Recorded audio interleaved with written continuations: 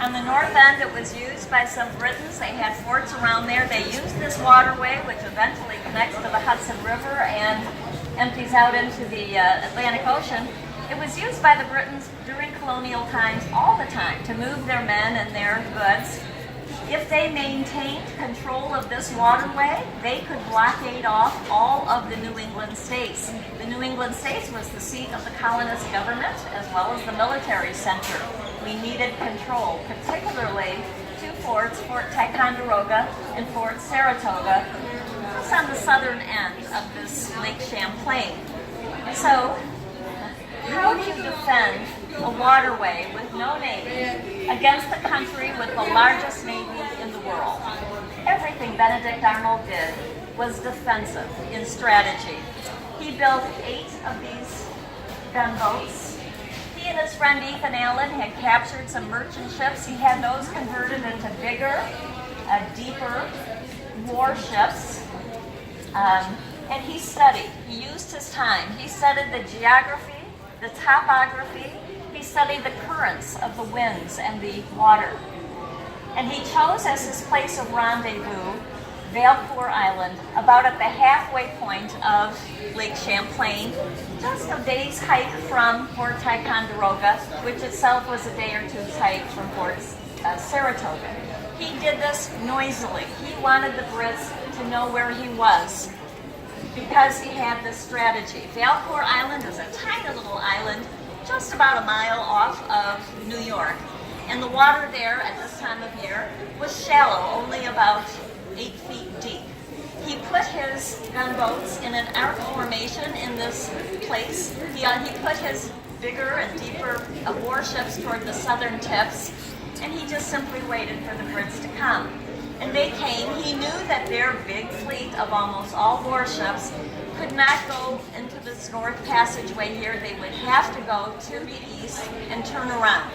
This gave the colonists quite an advantage, those currents of the winds and the rain, the winds and the water. And not only that, but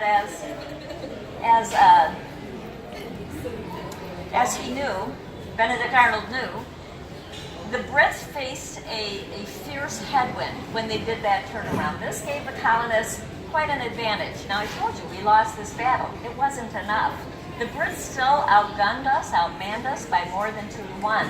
But it took them 2 days, and the colonists managed to inflict enough damage to the British fleet that instead of continuing and taking those 2 forts that I mentioned, had to go back up to Canada for repairs. This was critical time for George Washington. Worked out very well for him. This was October. The Brits were iced in all winter long. And this was time well used by George Washington. He had just retreated from Boston. He was trying to rebuild his Continental Army. It was not going well. He was facing losses in New York and in New Jersey, but he kept retreating. He kept retreating further and further south. Finally, he made it into eastern Pennsylvania, and on Christmas evening of 1776, anybody know what he did? I'm showing you. He crossed the Delaware. No one gets it. I'm 5'2", trying to do that pose that he did. So George Washington crossed the Delaware. He wins the Battle of Trenton. Now this was a small battle, but pivotal. Not because it was a turning point, but because it caught the eye of the Marquis de Lafayette.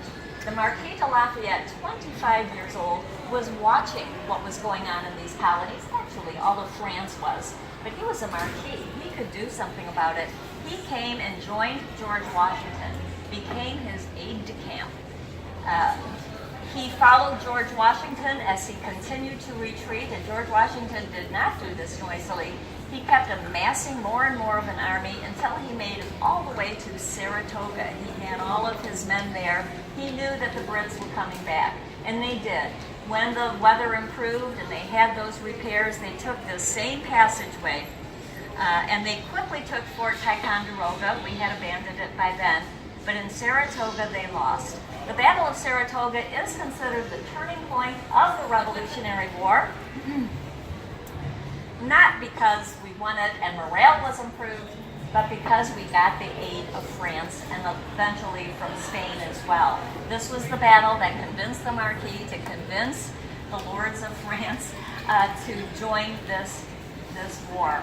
This is where the Revolutionary War becomes a global war. We have a whole exhibit that I walked by when we were downstairs, the one just behind the statue of George Washington, where we are showing you the Revolutionary War as a world war, because it involved France and Spain and India, and it happened here at this Battle of Saratoga.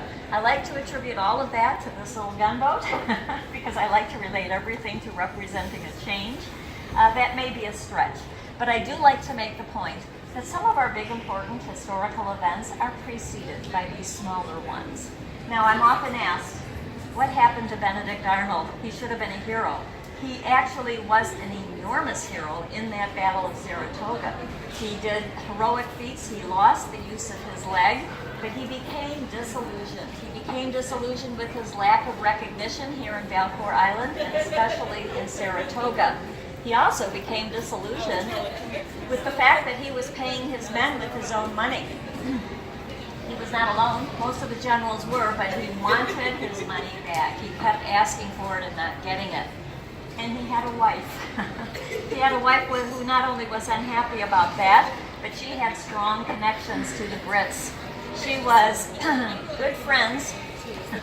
I'm using air quotes. Historians feel it was more than good friends with the head of espionage in London, John Andre.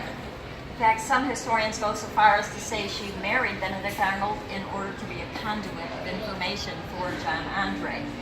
I won't go that far, but certainly it was at her suggestion that Benedict Arnold made contact with John Andre and conspired to give him plans for West Point. Now, West Point is a military academy today, but at this time it was one of the important colony forts. He was identifying exactly where the arsenal was, how to get there, how it was guarded. He put his name on all of this. John Andre was caught, and he was hanged. And while that was going on, Benedict Arnold knew they were coming for him too. In the dead of night, he made a very narrow escape. He went to London, where he was protected, not well received, but he was protected. So he has sort of a legendary status in this country, infamous as that spy who was not caught and eluded George Washington. It was said that he was looking for him, and George Washington did put a price on his head. And this is a joke, and again, I'm sort of veering from what historians agree on. But George Washington supposedly said that when we find him, we will cut off his leg and we will honor it. He gave it for this country, but the rest of them we're going to hang. Never caught him. Let's go downstairs. I'm going to stop briefly on the second floor and then take you down to the first floor, which is the fun floor.